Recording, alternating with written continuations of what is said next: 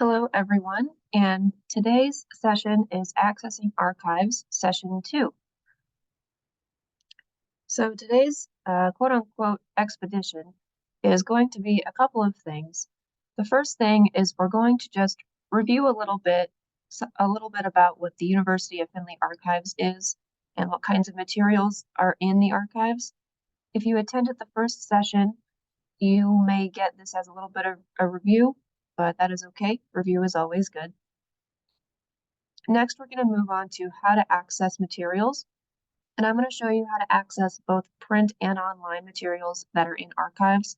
And this is going to apply not only to the University of Findlay Archives, but also to archives in a general sense. And then we're going to move on to how to use archive materials in different projects. And once we get through those three things, we're going to get to our buried treasure, as you want to call it.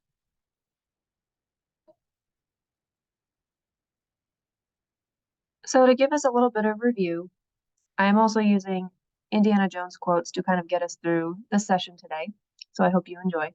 But the University of Findlay Archives, if you are not familiar, it is basically a collection of university records that date back to the founding of the institution in 1882. It documents the history of the university through different types of memorabilia like photographs, documents, artwork, and other artifacts that are deemed historically and culturally significant. And that's kind of the main idea there, that the items that we are preserving are historically significant for either research or to keep for future generations to learn about. And the mission of the archives, and this is on our website as well, it is to support the teaching and research endeavors of faculty, students, and community members by making materials available that relate to the history and culture of the University of Findlay. And so, in the words of Indiana Jones, the items that are preserved in an archive are usually things that belong in a museum.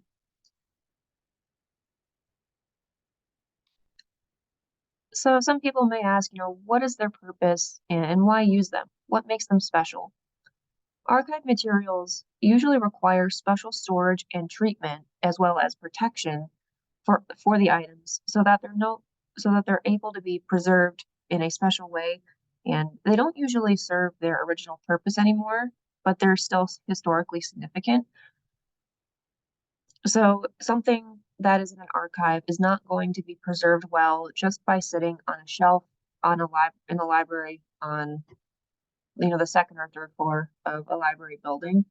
It is something that's going to require special treatment so that it does stay usable and functional. Archive materials are usually primary resources because they're directly from the time period and the author from that time period, or directly from the time in which they were written. And so those are always really special for different types of research because they're items that you may not be able to find anywhere else. Archive materials also provide good research topics and good items for conducting research on topics where materials may be hard to find. Lots of archives are very particular in the types of items that they preserve and save.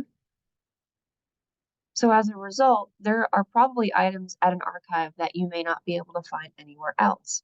And that kind of goes back to the next point, which is where archives serve the purpose of providing access to items and documents that may not be available anywhere else. One example is actually the University of Findlay Archives on the second floor of Schaefer Library. A lot of the items that we have, you cannot get them anywhere else, mainly because most archives will not save items that aren't relevant to their purpose. And so the purpose of the University of Findlay Archives is to preserve the history of the university, and many archives, don't have that purpose. So they're not going to save items related to the University of Findlay for the most part. So our archive is special in the sense that it contains a lot of items that you probably can't find at other institutions. And so, in the words of Indiana Jones, sometimes an archive's purpose, not sure, it's like, I don't know, I'm making this up as I go. But in terms of archive materials, we usually have a policy, or and most institutions have some kind of collection policy for choosing what items to save and which ones not to save. So if you came to the first session with an introduction to the archives, these are some pictures of some items that we have in the second floor of Schaefer Library in the archive. We have a UF Coca-Cola can from 1999, and this one's actually a really good example of showing something that no longer serves its original purpose.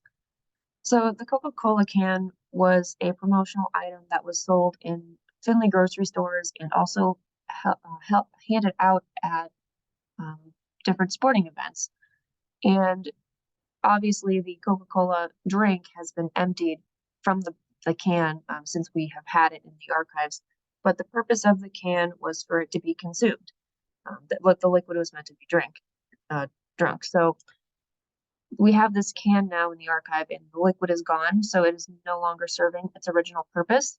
But it is historically significant because it was a special promotional kind of event for University of Findlay athletics at the time. So that is why we are saving it and preserving it in the archive. We also have a photograph of the 1915 basketball team and a homecoming cookie contest trophy. So these are some of the items that you will see in the archive, and you'll kind of see, like, when you go through different archives, if you do some research with different archive institutions, you'll notice that they will probably have a wide variety of items, and you will probably find items that you don't normally expect to be in an archive. A good example is the Coca-Cola can. I wouldn't think most people would think that there are soda cans in an archive. And that's kind of the cool thing about it. You will find items as you're doing research or going through an archive that you may not expect. And that's kind of the cool thing about it. So after seeing some examples, what can you do with archive materials? In the words of Indiana Jones, if you're given an archive item, just, take this, wave it at anything that slithers. Um, that's not the case with archive items, but this quote kind of connects to the idea of using archive materials in a lot of different ways.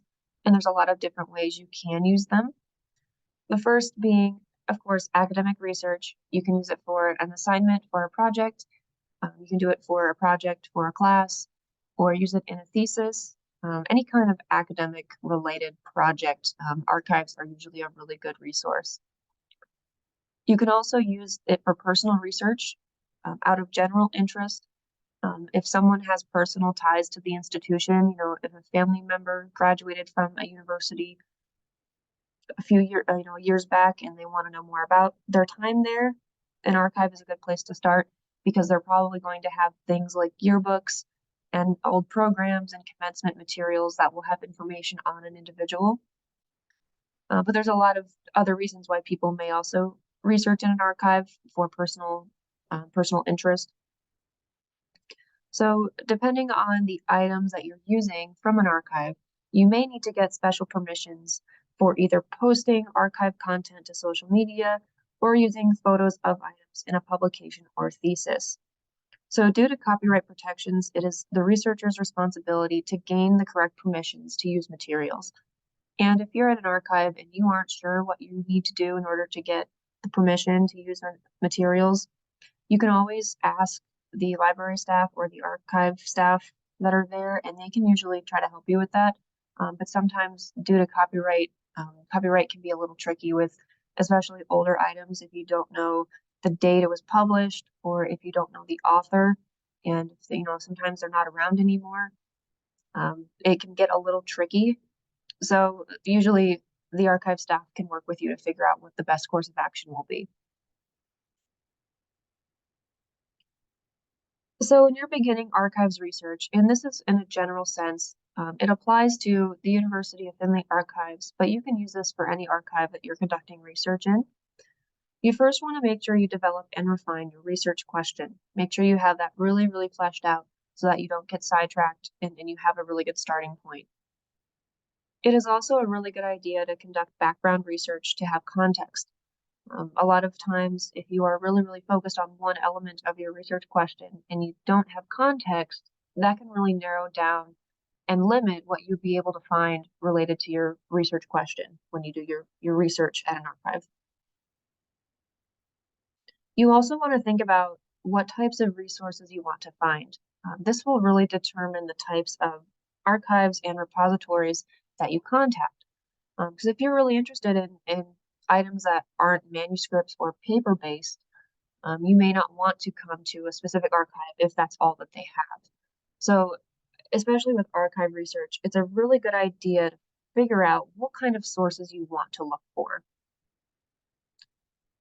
Once you figure that out, you want to determine what collections you want to search. So a lot of things are available online nowadays, which is really great for access. So when you're doing that, you want to do some research on, what kind of archives are available online, what things you can access right away, what things are available to search, through databases and things like that. And then if you can narrow it down to certain collections or certain departments, that can really help narrow down your search so you don't get overwhelmed. And then in doing so, you can search available guides and archive finding aids, which are usually available on an archive website. And then once you kind of figure out like what you know you want to look at, then you want to contact the repository.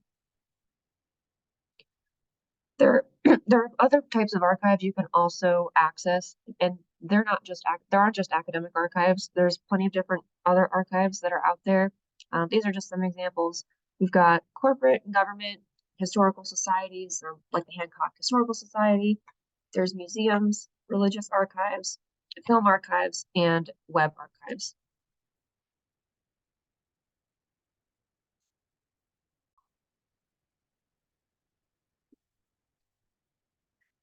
So to get more specific, how do you access the Findlay Archives in Schaefer Library's second floor? There's a couple different ways you can access it. First, the easiest way is to go visit our University Archives guide on the Schaefer Library website. And so, unfortunately, in the words of Indiana Jones, sometimes finding the right items or finding the best way to access an archive is tricky. So, in his words, X never ever marks the spot. And so that kind of with that quote, it basically means, sometimes you got to search a little bit, do a little bit of digging. The answer may not always be in front of you. So it's important to really keep your eyes open. So I'm going to demonstrate where you can find the University of Findlay Archives on our website. So if you go to our main website, you're going to scroll down to our research guides and databases and see link. And then you're going to want to scroll down to University of Findlay, open up that umbrella, and find the University Archives LibGuide. And there's a couple different tabs located on the top here, and so you can navigate depending on what you're interested in. But the main thing I want to show you is that we have a holdings manual on the left side. It is basically a giant searchable PDF that has a listing of all of the general items that we have in the archive.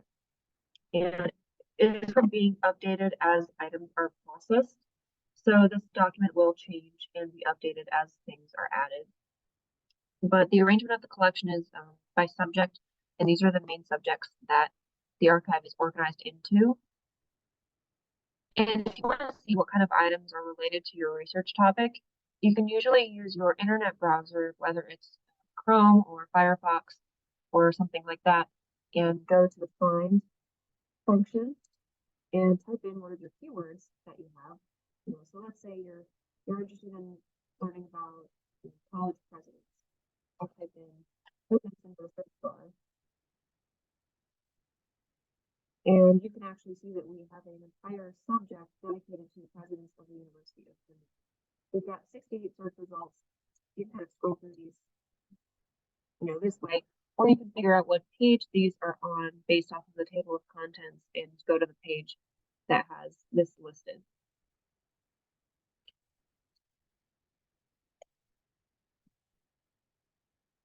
Here's kind of another example. There's May Day, which is a popular activity that occurred on campus for a long time. We have some things on that, and it tells you kind of what's in each item, and it also tells you where it's located.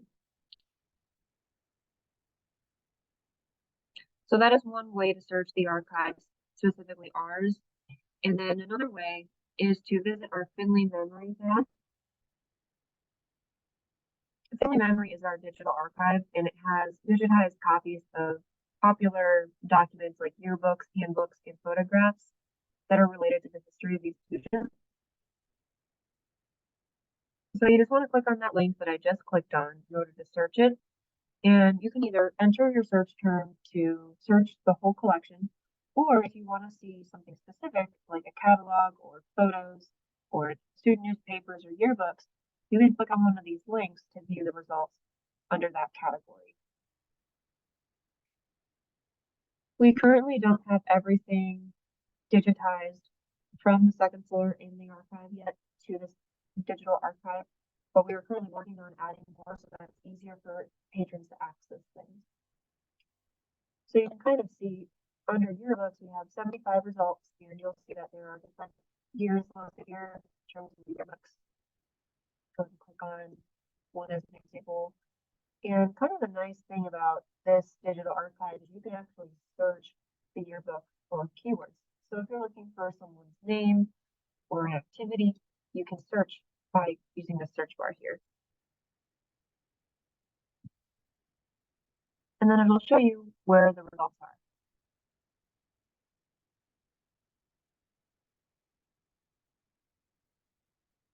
So I'm going to go to filter, and it looks like there's one result.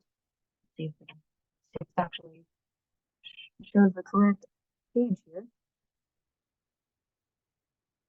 Usually it will highlight the word on the page. For some reason, it did not highlight it on this page, but there's the word basketball there. I searched for it. Now, this was the case with this specific book, but there will be some instances where if you're searching this and you don't get anything highlighted on this page in the results, check underneath the page because there will sometimes be a transcription of the text on the page, and that will be highlighted with your search results. So definitely check that if you aren't if you're kind of struggling with this or if you're not able to find anything.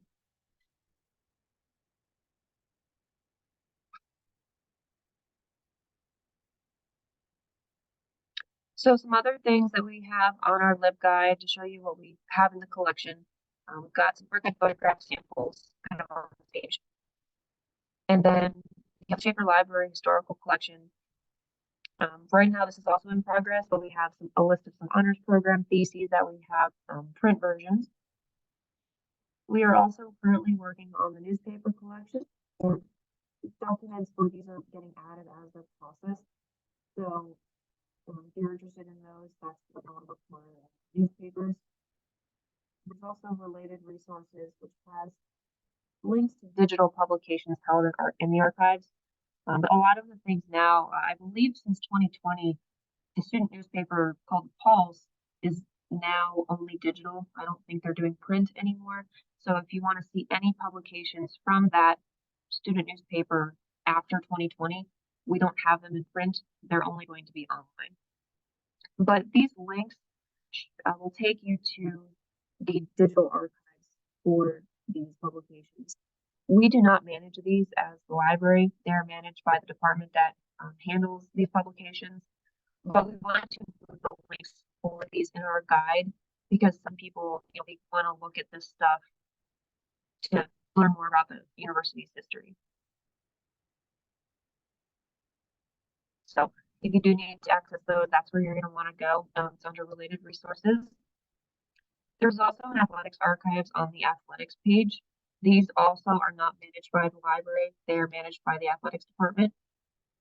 But we included links to them because some people may be interested in getting information on sports teams and the history of sports teams. So we included them here so and they go back like kind of far. They include like news releases and schedules and rosters, some scores, I think too. This one only goes back to 2010, but there are a couple that do go back fairly far, almost to probably the mid 90s, or maybe 2000s. So definitely check that out if you're interested in that.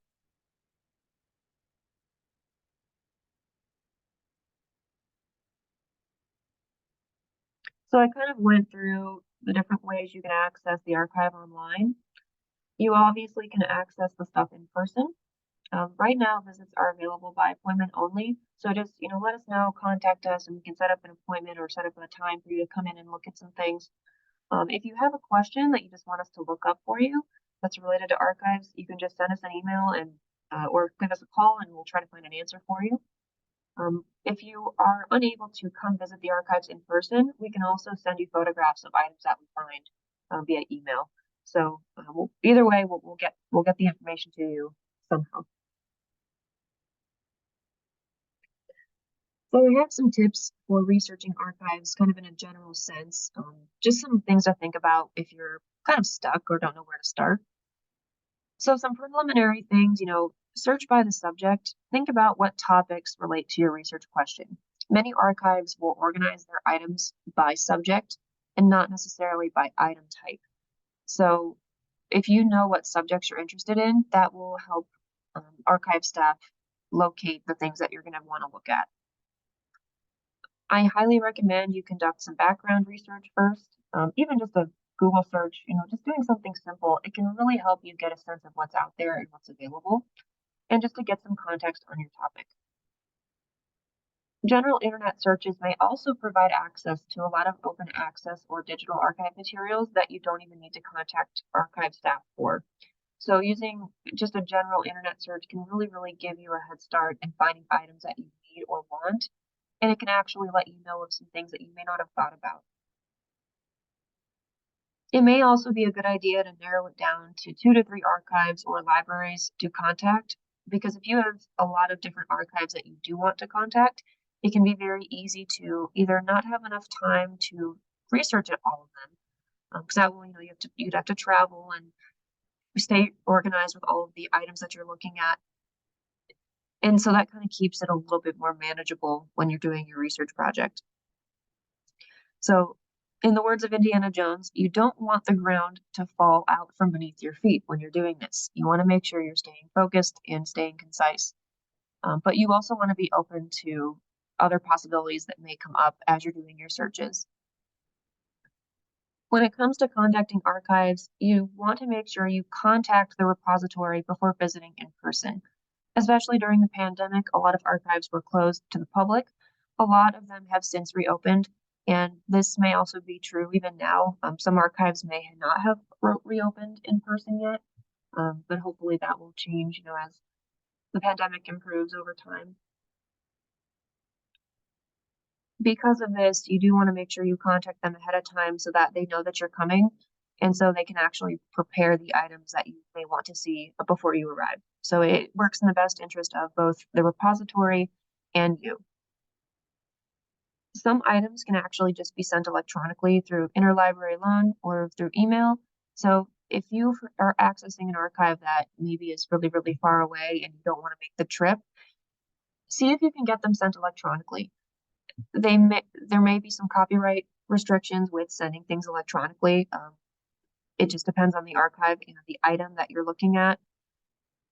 But that is also an option if you can't access something in person. When you're actually using archive materials, it is a really good idea to take detailed notes and photos for future reference. I highly recommend the photos. If you don't want to take too many so you don't get confused, but photos are really helpful so that you can refer to the item directly in the future when you're not at the repository anymore. Archive research takes a lot of time and it can be very time consuming, so you may want to plan ahead. Give yourself plenty of time to do your research so you have plenty of time to kind of really immerse yourself into the items and getting the most information out of the items that you can. But on the other note, it's also important to stay on target and don't get distracted. With archive materials, it's very easy to get distracted because there's so much cool stuff. And so you can easily get lost in a rabbit hole of really cool information, but does it help you answer your research question? And if it doesn't, it's not really worth the time unless, you're just really interested in the topic. So make sure you really stay on target and don't get distracted because that will really suck up your time. And your time in an archive is valuable and it may be limited depending on your schedule and how often you're able to visit an archive. So make sure you don't get distracted. So I'm going to display this on the screen, and these items are going to be available in Canvas if you would like to use these items in a class or just for yourself. but I have a little activity that will maybe kind of help you, get used to doing research in archives. Like I said, the activity is available in Canvas, and if you attended the live session, we did this activity as a group. But basically, what it is you're supposed to do a word descramble. There's a series of words that you're supposed to unscramble, and they're all related to items that are held in the archive in the Schaefer Library.